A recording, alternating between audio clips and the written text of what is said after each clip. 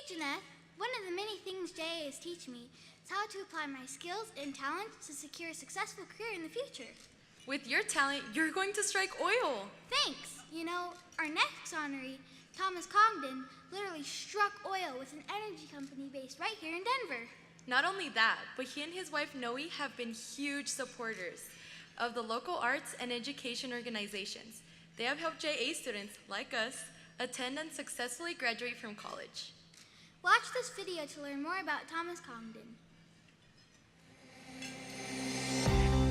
Thomas Congdon was born in Duluth, Minnesota in 1926.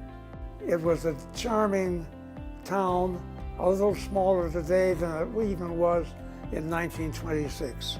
And I went to school in Pennsylvania, followed by the U.S. Navy, which was courteous enough to tour me to China, Korea, the Philippines. After the Navy, Tom attended Yale and went on to Harvard Business School before taking a mineral exploration job in Colorado in 1952. So I grabbed that job and worked on Fremont Pass here for the Climax molybdenum mine, which was a marvelous experience with all sorts of strange characters. The company employed a number of ex-convicts, and I followed that a few years later by setting up a minerals exploration partnership. Tom formed Coca Mines Incorporated with partner and friend William Carey in 1956. It was followed by the oil and gas work, St. Mary Parish Land Company. Tom enjoyed getting out into the field. We'd go down and survey mining claims. Tom moved St. Mary Parish Land Company to Denver in 1966. This is a remarkable place. I love it. Come on out. Landed in Denver and thought, you know, I don't think I can do this. And we did one more of those things, I think, this time with an engagement ring, which I sent back to him in a sock and a bunch of newspapers in registered mail. They had some discoveries in the United States, but I think the real adventure was some of their international things that they did. We even went to the Soviet Union. We were invited to demonstrate environmentally sensitive oil development. And they turned us over into a 100 million barrel oil field. The only successful Western operation in Russia. Built an enormous company, has a market cap of a little over $3 billion. And so we had put in what was called net profits pool. Some of the employees picked up several $1 million, which is to my great joy. That was his practice, was to give away half of his income annually. Of course, his role in the cultural life of Colorado in terms of many years as the leadership for the board of directors at the Denver Art Museum.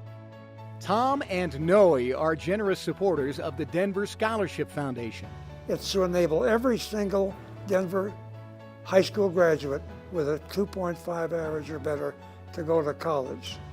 And it's been an enormous success. And Noe's always been right there. 6 years, she was chair of the Aspen Music Festival in school, which is obviously a world institution. I could have said that. No, I feel good saying it. Tom was also a key player in saving the historic 1400 block of Larimer Street. I had built a funny little model of Larimer Square, and he came through the dining room and he said, "What is that?" And that was the beginning of a long struggle. He played a huge role. Tom is also known for his love of sailing, a passion that almost cost him his life.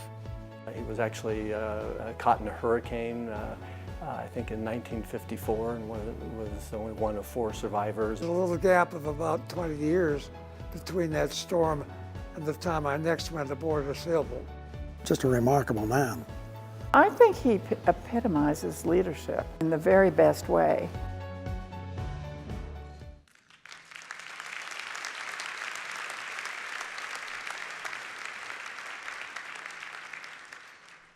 Please welcome to the stage Thomas Congdon.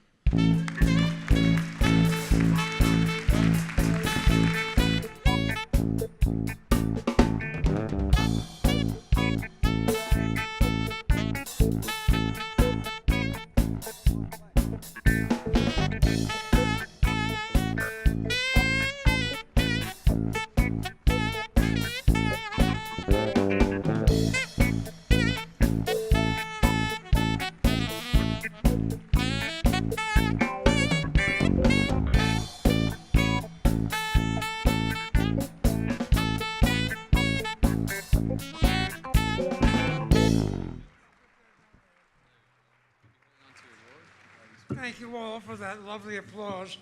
I'd not seen that film myself until this moment, and it's overly flattering. And in fact, I'm sure that the only real reason I could be so honored tonight is my longevity. But in the meantime, I surely would like to have the youngsters here recognize what fun a career in business can be. We think of ourselves as obliged to obey those giving us advice. And my advice is not forget it, but make sure that you follow your own advice, your own taste, your own sense of fun. Anyway, that's how I began 60 years of worldwide minerals exploration, and did so contrary to, I say, the advice of my family. I love my family. But anyway, I came here in '52, as the film said, and went to work on Fremont Pass in the Climax molybdenum mine, which taught me, it's one of the largest underground mines in the world, but it taught me the merit of huge deposits as yet unexploited in many parts of the world. And I resigned from Climax and began a little mini metals exploration partnership in '58. And in terms of staff, it never got much bigger. In fact, it's the connection to Denver, I should say, is the fact that all four of us lived in Denver. But secondly, Denver is kind of unique as the home of any number of very professional people engaged in minerals exploration, geology, and so forth. Also, the facilities of the libraries are quite extraordinary. A story at Sumitomo in Japan, a huge company, contacted us in the 70s or 80s, I forget which, but to say, your library is the best Australian library in the world. Would you please join us as a minor partner in exploring South Australia? Now, it was not a success, but that request and the exercise of it suggests the U.S. Geological Survey Library here is something unique to Denver and is truly valued by those of us so engaged. Anyway, I won't go whacking along here, but we did in the end, after 27 years, find 3 large open pit mines, which primarily were producers of gold and silver. They were in California, Nevada, and British Columbia. The latter became the largest silver mine in the world. And before you think somehow that we were the owners of it, we had to turn it over, of course, to a major Canadian company that could afford the $100 million plus cost of developing it. Anyway, in 1967, the St. Mary Parish Land Company moved to Denver.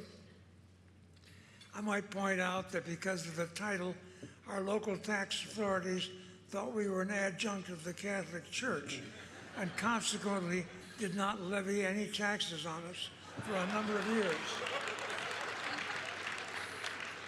But I would also point out to the younger people here that a professional life can be fun.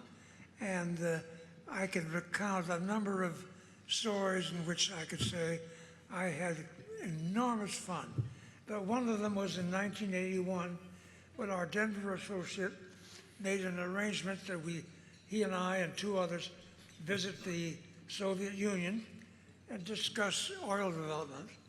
As a consequence, and I can remember just standing, and not even sitting in a chair, standing sort of in the half woods, my partner wearing tight Western pants and a sweat-stained hat. And they thought that was wonderful.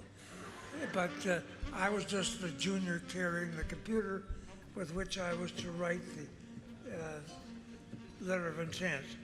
In any event, we moved into the development of a huge field, one of the largest in the world, though before you think we owned it, we were obliged to sell most of our oil into the Republic of Russia at $4 a barrel, which doesn't improve anyone's sort of goodwill. Anyway, I hear music, and I would quickly join me in thanking the Colorado Business Hall of Fame, not just for honoring ourselves, but for what they do with the through the chamber and so on. We're helping youth throughout our community. It's a perfect example of the generosity of corporations and individuals in building a great society as well as the great economy. Thank you.